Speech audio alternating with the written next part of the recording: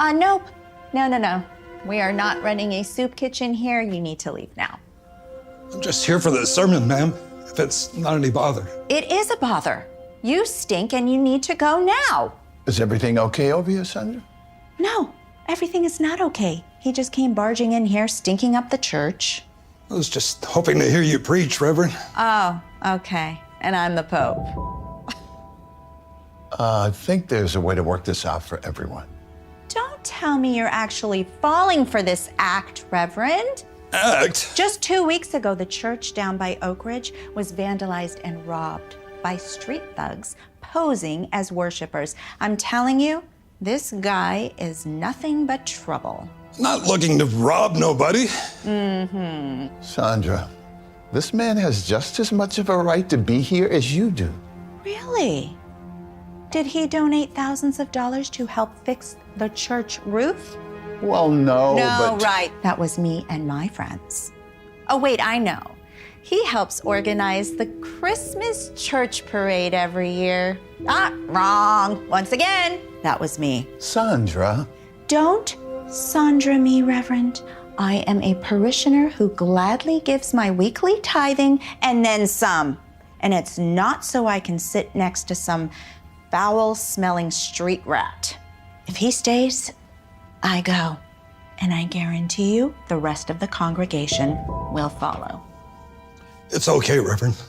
I didn't mean to cause any trouble. I'll just be on my way. Go on. You think I could borrow this? I promised to bring it back. Go right ahead. Thank you, Reverend. You know he's just gonna end up selling that, right?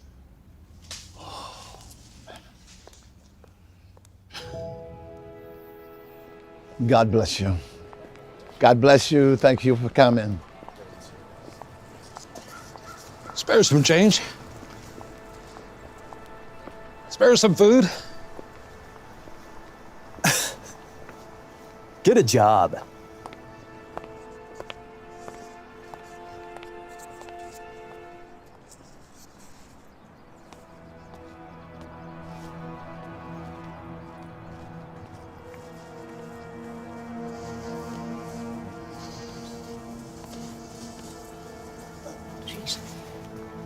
How did it go? Did you get us some food? How about medicine? I'm sorry, everyone. I didn't get any food or supplies today, We appreciate you trying. but I didn't come back empty-handed. You said you wanted to hear a sermon, and by gosh, you're getting a sermon. Matthew 25, verses 35 and 36. For I was hungry, and you gave me something to eat. For I was thirsty, and you gave me something to drink. I was a stranger, and you took me in. I needed clothes, and you clothed me.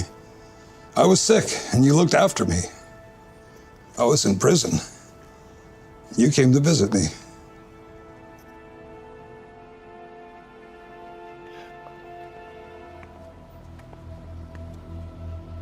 Glad to see you still using that. Sorry for keeping it this long. I was planning on bringing it back soon. Keep it. That's not why I'm here today. Oh, and why are you here? I took up a collection in church yesterday, and I thought you folks might be able to use this. You have no idea what this means to us. Great. Everyone, help yourselves. It's quite the flock you have here. They're good people. Well, how did they all wind up down here? Lots of reasons. Jim lost his family to a car crash about 3 years ago.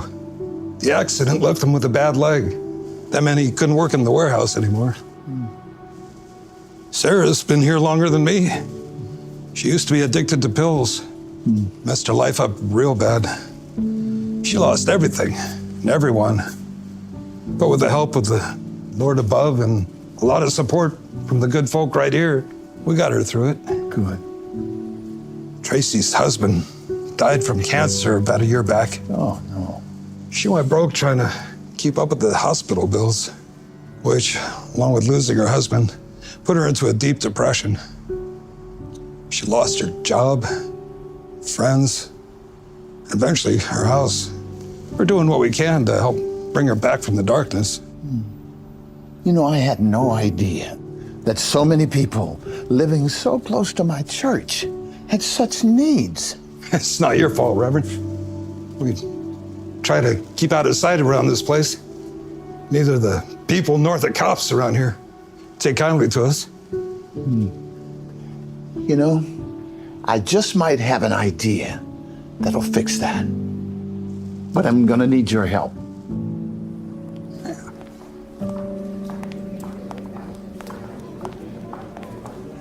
You! What are you doing here? I already explained to you last week that you can't be here. No, Sandra, these are my guests. What? You invited them? Why? Because it was the right thing to do. No, it's dangerous, is what it is.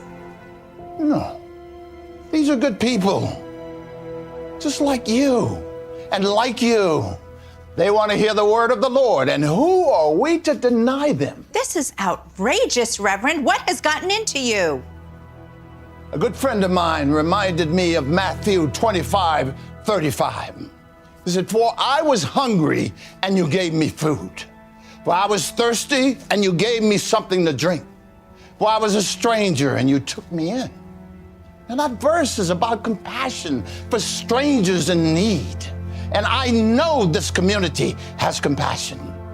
Just last week, I asked all of you to donate clothing, food, and medical supplies for those who are in need. And you happily delivered. So look around. These are all the people that your donations helped. But I ask, why should our charity and goodwill end here? We are able to donate food and clothing to these good people, but we can't share our pews with them. For too long, we've ignored the suffering of our fellow community members. We've shunned them, forced them into the shadows so that we can pretend that they don't exist. I say no more. Amen. We will no longer judge these people. We will not avoid them. We will embrace them and invite them into our house of worship. Come on, be good neighbors and introduce yourself to our latest parishioners. Make them welcome. Come on. Yes, you, sir. I am so sorry for the way I acted. Peace be with you, brother. And also with you. Thank you.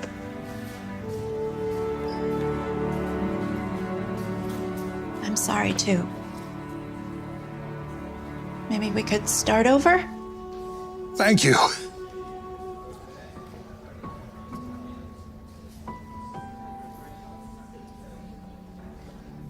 Thank you, Reverend, for all of this. No, thank you For what? for reminding me of why I became a pastor in the first place. To help people, not to judge them.